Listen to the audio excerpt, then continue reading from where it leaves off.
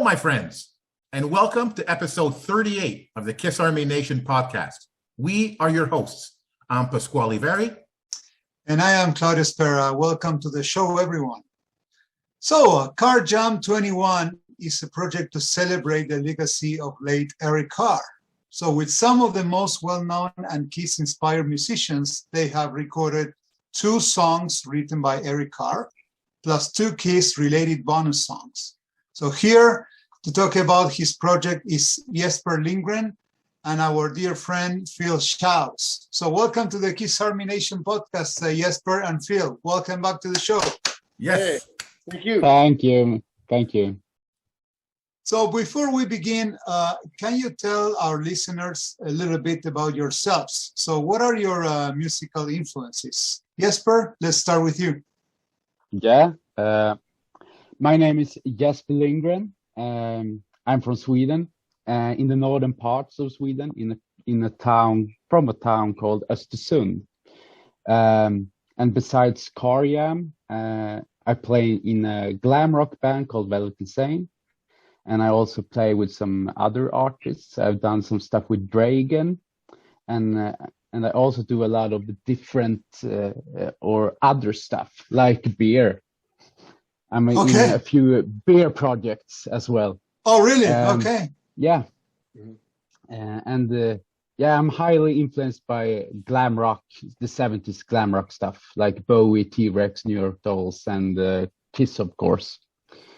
70s and 80s too? 80s too? No, not that much? No, not that much. Some 80s Kiss stuff, but not any other glam rock bands from the 80s. No Mötley Crüe for me. Okay, no Poison, no Cinderella. No.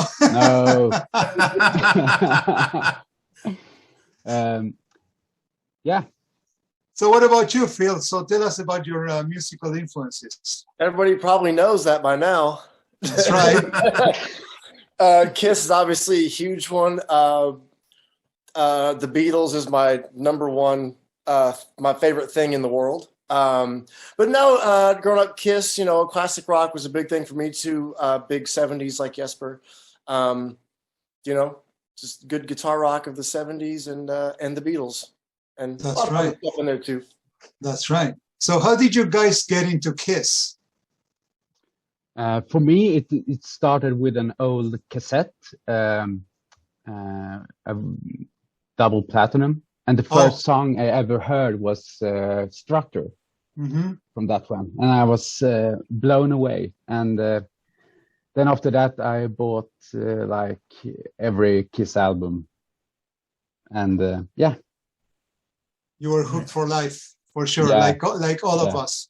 So, Phil, what about you? I think it's worth repeating, man. So how did you get into Kiss? Yeah, I was in high school, and my friend Brad, and this is in the early 90s in the States, and it wasn't really that cool to be a Kiss fan at that point. And my friend Brad was a massive Kiss fan. He had the pinball machine at that time. Oh, wow. So he was a huge fan, and we were still high school kids.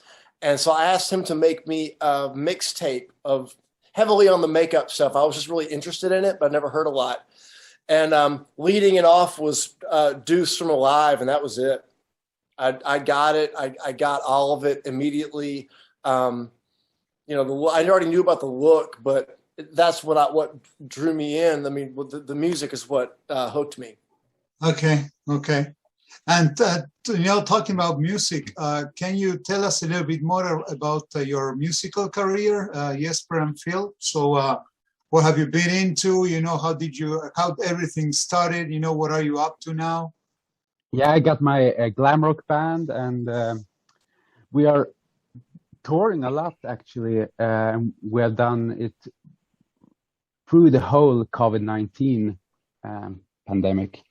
And I also do some shows with Dragon and a lot of different stuff. Right now I'm just got home from a show. Oh, really? From an unplugged show. Yeah. I just get home from like 1 hour ago or something like that. Yeah. Okay. So I play a lot. That's great. That's great. And what about you, Phil? So the extensive career, what are you up to now? You just came back from touring with Ace and Alice Cooper. So Accept coming up. So yeah, tell us more. Yeah, the Alice Cooper and Ace tour went fantastic. We did all the shows, which is just amazing. We didn't have one postponement, not one. We didn't get sent home because anybody got COVID. Nobody got it on the whole touring party, so we were pretty happy about that. Awesome. That was fantastic. A couple more Ace shows after that. I'm actually, when this is done, I got to go pack for Accept shows this weekend. We got 2 in New York State, one on Long Island, one in Poughkeepsie. But after that, I think I'm pretty much done with the exception of some things that'll pop up locally till like March when Ace comes. Okay. Starts back up because the Accept tour of Europe got pulled. Yeah, because I remember seeing a post that you guys you were going to Europe, right? But then it got postponed. It was going to be all January up until I think I was going to get home March 1st. So it got postponed. So now I've got those 2 months off. So you need some guitar or bass. There you go. You just called me. That's right. But yeah, it's been good. It's been weird. We've all taken a hit during the pandemic and nobody's played quite as much. But we're doing what we can and been trying to do some other stuff. Me and Jesper are cooking up some other things. Yeah, it's been good stuff. How was the cruise? Was it fun? Oh, the cruise is great. Yeah, the cruise is great. We missed all of the European and Australian and South American fans a lot. Right. But we really had a good time. We did just the acoustic Talisman 3 guy, and it was great. And I think we're going to be on the next one, hopefully. So it was a blast. Nice. Good stuff. Okay, so now I want to talk about Carr Jam. And let's start from the beginning, and we'll start with Jesper. Can you tell us the inception of this project? How did it come about? It all started with me and a guy called Gustav Kronfeldt, he's playing bass in this project and is doing all the design and the graphic stuff and everything. And we were working together with another project, and we always wound up talking about Kiss, as you do when you talk. And we talked about that we should do something together, something creative and fun, and then we came up with this idea, and we talked with some friends of ours and asked them to join in, like Philip and Dragan and Jesper from DAD, and now we're here. Nice. And Phil, who are the people involved in this project?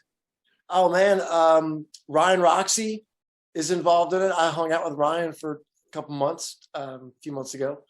Ryan's on it, Dragan's on it, Jesper's on it, Jesper Binzer from DAD. The graphic designer Gustav, and I'll get more into that in a second. He plays bass, as does his father, Martin Eklund. He's a great bass player too. Plays in a great band called Bonafide. Then he has his own stuff as well. And who am I leaving off? I know I'm leaving off somebody. Yeah, the Norwegian guy, Augustin Nielsen from Wigwam. From Wigwam. Yeah, exactly. Right, and right. he's done some things with Bruce Kulick, I think, also. Yeah. I think so, yeah. Yeah. Yeah. It was already a stacked lineup when I got the message from Jesper to do it. And it's like, absolutely, So with Pask and like many other fans, we found out about the project, the Carr Jam 21 through Kickstarter.com. So it's kind of a unique way of launching this type of project. So Phil, do you know how exactly does Kickstarter work? Oh, I have no idea. That would be Jesper's. Jesper. There you go, Jesper. Yeah, to afford the pressing of the vinyl, we decided to start the Kickstarter campaign. Actually, it's just that simple. and we made like 100 pre-orders that fans could pre-order, and yeah, they sold out in just a few days. And the reactions and the feedback from the Kiss fans was amazing from day one. I think it's a project by fans for fans.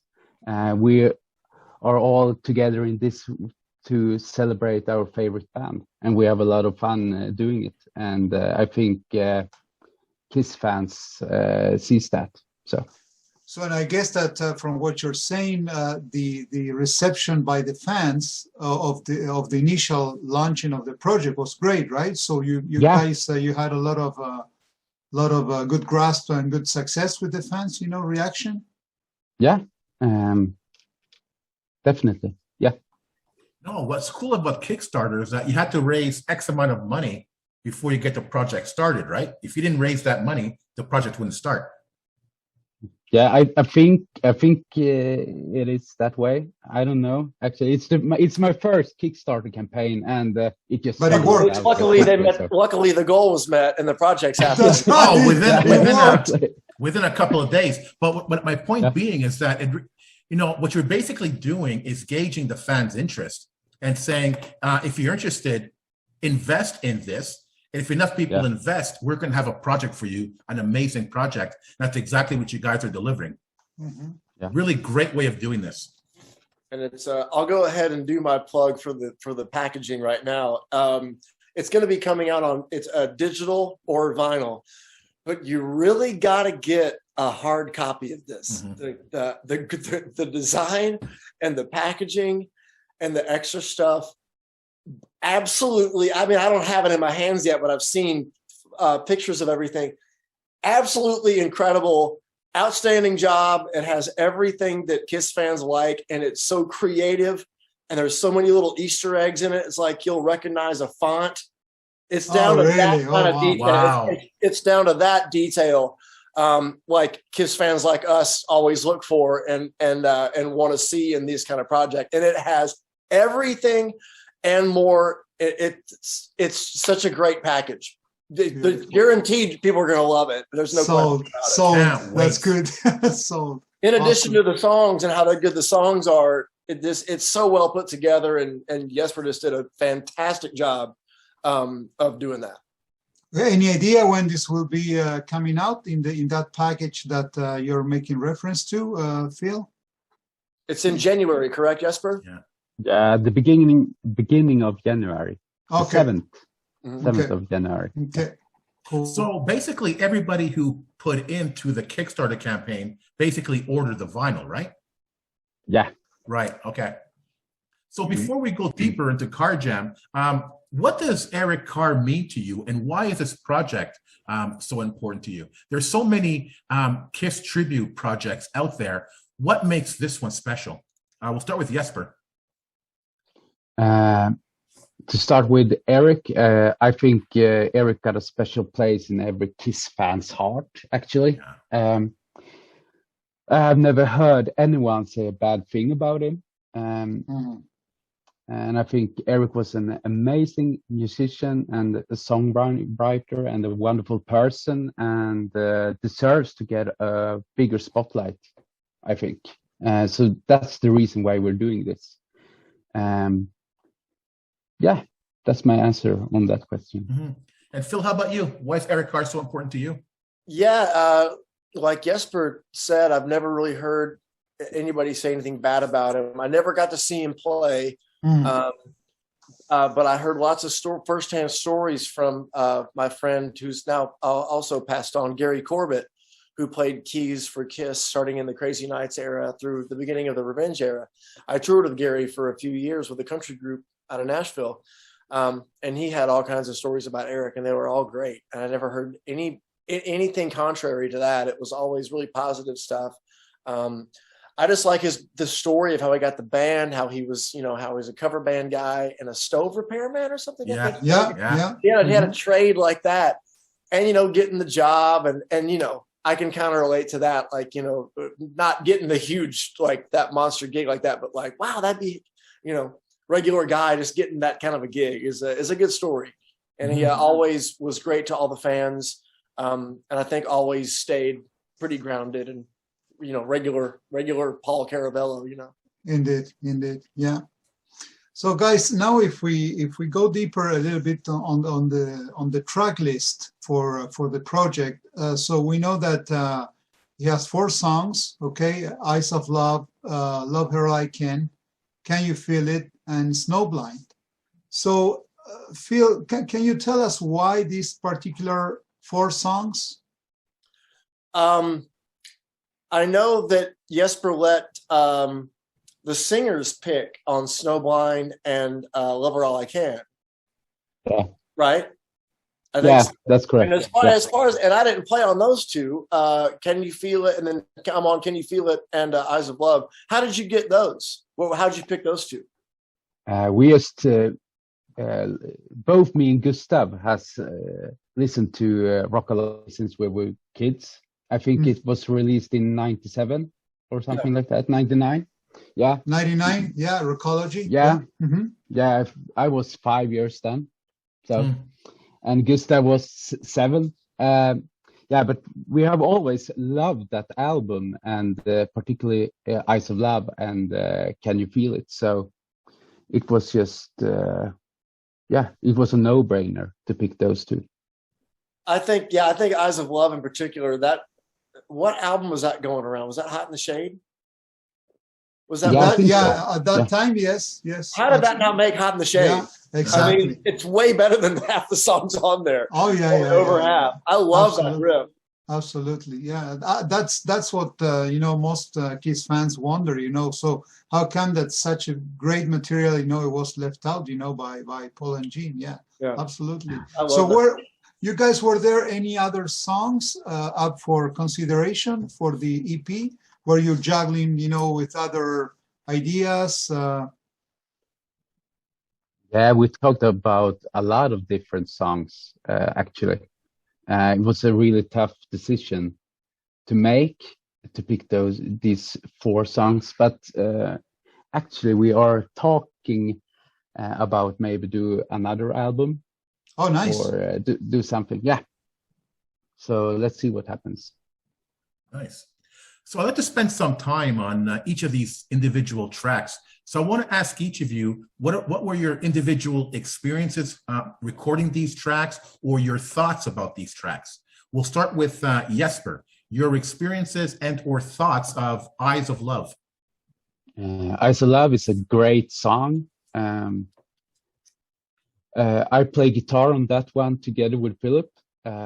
It's got a great guitar riff. It's a really cool track, and it's even more cool that Eric is actually singing on our version as well. So yeah, it's really cool. Yeah. And Phil, your thoughts? Yeah, just like Jesper said, the riff is just monster. The main true is so good. Excuse me. And yeah, it was really cool recording it here with headphones on and listening to Eric's real vocal track. That was pretty cool. But yeah, everybody played great on that one. And it's just a good rock tune. It really is. That must have been surreal in a sense. You were playing with Eric Carr. Yeah. Yeah. It was always really cool when that came up, and it's like, oh, that's really him singing. You know? Yeah. That was fun. And Phil, what about Love Her All I Can? Love Her All I Can. I'm not on that one, but Ryan, I think, did the lead. Did Ryan do the leads on that one? Yeah. That's a hard solo to play, man. That's a really tough solo. Ace has all great solos, but a few of them are like, when you learn them, it's like the beginning, the is really a wide stretch, and he plays it pretty quickly. But yeah, that one came out great. And we were Ryan and I, of course, were talking about the project on the road, and yeah, he was so happy with how that one came out too. Nice. And Jesper, your experiences with that song? That is actually one of my favorite Kiss songs. and I think it turned out great. I think Jesper Binzer, who's singing on that one, is doing a terrific job. It's got a cool riff as well. It just got a lot of swagger. Yeah. And I didn't know if you guys knew this, but that riff came from the Nas song "Open My Eyes." It was Todd. Oh, really? Well, Yeah, at the time of Wicked Lester. Okay. Yeah, that's where Gene told. Whenever we'd go over songs with Gene, he would tell us where he got the riff from. The story. Okay. And Wow. so that one, the da da da, and "Open My Eyes" goes da da da da da da da da da, go like that. So that's where it came from. So, Oh, cool. okay. Nice. tidbit. There you go. There you go. You know, when we were looking at the track list, we were so happy that you guys you chose more obscure songs rather than the more well-known songs like Little Caesar, from Eric. Mhm. So Jesper, tell us a little bit more about how you felt playing "Can You Feel It?" That's another great track from the Rockology album. That one should be a big hit. Oh yeah, I think. I agree. I have always thought so.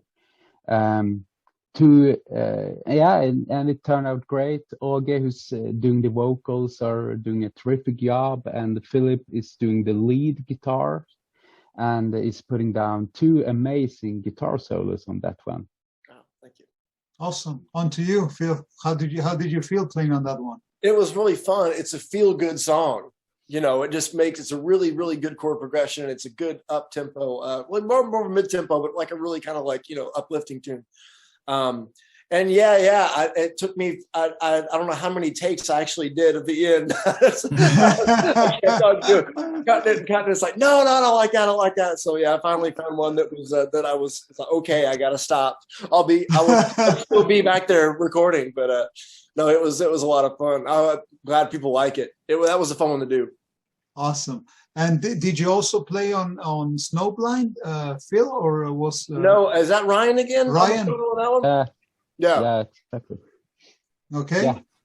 So, is anything that you want to share with us, about Snowblind and the experience of recording that song, coming from Ace, really, the 78, solo album? I know Dragan picked that one because he sang it. Dragan's a massive Ace fan. That was the reason he got that one got picked. Good pick. I wish we would. Nice tune. Yeah, that's right. I wish we put that back in the set, to be honest with you. Yeah, I've been playing it. Yeah, I think Dragan is really killing it. Actually, it premiered on Swedish radio today. Right. He was on a big Swedish radio show today and played it, and I was just blown away about his vocals. I haven't heard the song in a few months, so yeah, it was he's really killing it on that one. And actually, when he recorded the vocals, it's I think it's the only song that almost the whole band got together at the same place. We hang out just one afternoon in a studio in Stockholm. Almost the whole gang, not Philip. Okay, I couldn't make it. No. I couldn't make it to Stockholm that day. Yeah, next time. So we haven't talked about Loretta or Bruce. I'm assuming they're both aware of this project. Are you aware of their thoughts about this project, Jesper? Yeah, we have talked to both of them since we started this project. They have been really supportive and helped us out a lot, actually. I think they like what we are doing. Nice. And I'm also curious. I don't know who could answer this, Phil or Jesper. It's a 4-song project. It's an EP. Why not an LP? Why not include more songs? We were talking about juggling other songs, other possible songs on the album. Why not make an LP? Yeah, maybe we do that in the future. I don't know why we just did 4 songs this time. I don't know.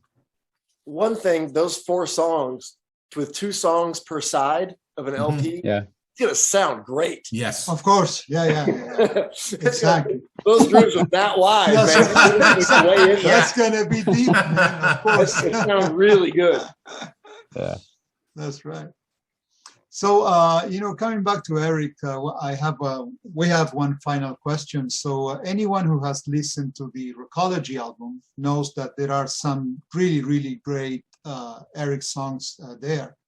So, what do you think would have been the impact on Kiss if more songs from Eric were included in the catalog? I know that we touched on this topic before, but what do you think it could have happened to the Kiss catalog if more Eric songs had been there? I think. Do you take this one, Phil? Yeah, I think it. Because I was just listening to Animalize actually before I came in here. I was back and listening to that. Some of the songs, I mean, Yeah, they're great. And yeah, I really do think that a lot of Eric's tunes off the Rockology record, and probably some of the ones that he just had demoed and weren't even on there, could have made it and given a real, album production, a Kiss production, would have been great, and possibly, we can't say for sure, possibly turned out better than some of the songs that were already, on the record, making the record better. It would have been more of, I don't know. I mean, Gene and Paul run the show, obviously. So it would have been that, but was Little Caesar the first one he had on a record? Yeah. So okay. Yeah. Yeah. There was definitely good tunes floating around before that. So yeah, he co-wrote some songs, but his first vocal with Kiss was Little Caesar, and then he sang Beth, on Smashes, Trashes, and Hits. Oh, yeah, great voice. Yeah, but I think the dynamics could have been really different for the good, if more Eric songs had been there. So Jesper, do you have any thoughts on that? No, just just what Philip said. It would be really interesting to see what could have happened to those albums, especially Animalize and Asylum, and Hotter Than Hot in the Shape. Yeah, exactly. Yeah, and because Eric was a really talented songwriter, and you can hear that on Rockology. Like Tiara is a great song as well. Love that song. Too Cool for School. Yeah, that's a really good song. Yeah. So it will be really interesting. In Bruce's set, on one of his sets on the cruise, he played Eyes of Love and Can You Feel It? Right. Yeah. He played a medley. Cool. Yeah. Hey. That was so cool. That was so cool from Bruce, paying tribute to Eric Carr. He did the same thing with Bob Kulick, playing all the songs that the fans wanted to. Oh yeah, the big Bob medley. Yeah. That's right. That 20 was minutes cool. or something. It was bad. It was long. A lot of stuff. It's great. That was really cool. But that's why fans lose their minds. He plays such obscure stuff, and even the Talisman, the stuff you guys play. Oh my God, we just lose our minds when you play these songs. Like, this is our chance to hear these songs live. Yeah, I think Bruce's band might be a bigger draw than Kiss is on the cruise now. People are just dying to see that because they play all the stuff that Kiss is never going to touch. Although Kiss pulled out some cool stuff on the cruise this time. But yeah, you can always bank on it that Bruce is going to do it. And Todd, Zach, and Brent, give me a break. Yeah. Nobody should be able to sing as good as Todd Kearns or Zach Throne, and they're both in the same band together. Mm-hmm. It's really amazing how good those guys are and how well they can pull all those songs off. And they're all sweet guys too. So they're so cool. Yeah, man, they're just too damn good. And they're playing a show in Vegas. I would love to see that. Yeah, doing their first show on land, I think. Yeah. I remember after the Kiss Cruise, people were saying, "Oh, they should go on tour with this, and would there be enough interest?" Now they're playing in Vegas, and I think it's going to be huge. That'll be a big show. Hopefully, they'll get bigger and they'll start touring, because I would love to see that. Oh yeah. Yeah. So before we wrap up, once this project is behind you guys, what are your future plans, Phil? Jesper and I actually have a couple things cooking, one musical and one non-musical. Nice. And that's kind of when I'm off musically, I'm pretty much focusing all my time on that, on the non-musical project of ours. I guess I should put some time into the musical project we're talking about this. But that, I'm really slinging Mutt Merch hard, my product line for my pet-related product line. They make great Christmas gifts, muttmerch.com. So go check that out. But yeah, that's about it. Nice. And Jesper, how about you? Yeah.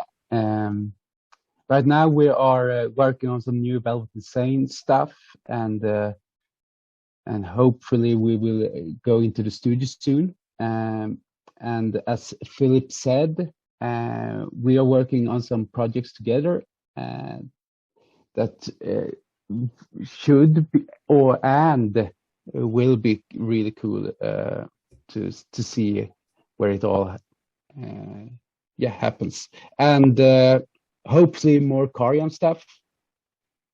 Let's see what happens, but hopefully I'll get asked back and do the next one. Nice. Yeah. A lot in the pipeline. I think next year are really looking good, actually. Good. Nice. And now for fans who want to get a copy of Carr Jam 21, how do they get it? You go to soundpollution.com and you can pre-order it. You need to get the hard copy. I'm telling you. I got it already. I've already ordered. I can't wait. I can't wait to see it. You got me going, man, with what you said. Just go and order it, man. It's a big time. Guys, just to wrap up some closing remarks. Thank you very much for your time, for making yourselves available for us for the show. It's an honor to have you in, and we're so happy that you guys work together on kind of remembering, Eric Carr and his talent and his contribution to music and to Kiss. So once again, thank you so much, Jesper and Phil. It's been a real pleasure to have you in. Pask? No, I want to second what Claudio said.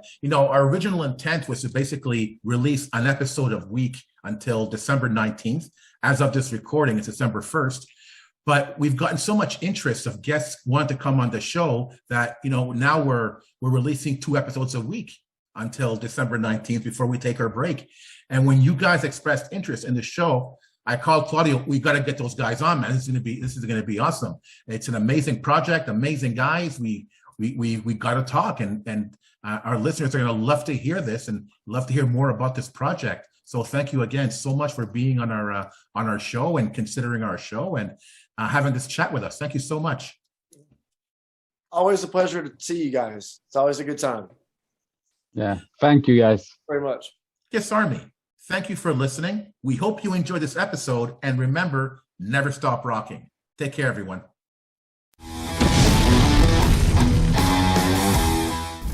The Kiss Army Nation podcast has partnered up with Click T-Shop to offer our listeners a high-quality t-shirt with graphic design by Xander Graphics.